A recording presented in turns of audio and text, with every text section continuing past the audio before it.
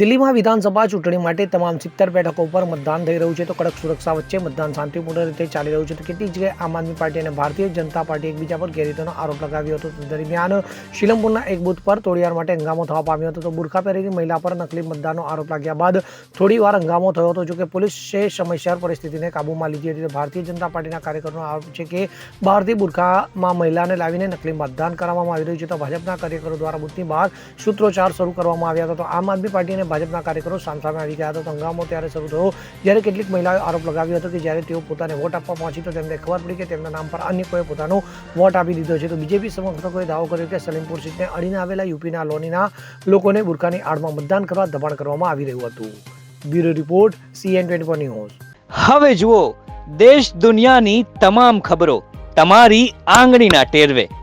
ઉઠાવો મોબાઈલ અને Google Play Store પરથી ડાઉનલોડ કરો અમારી CN24 ન્યૂઝ મોબાઈલ એપ.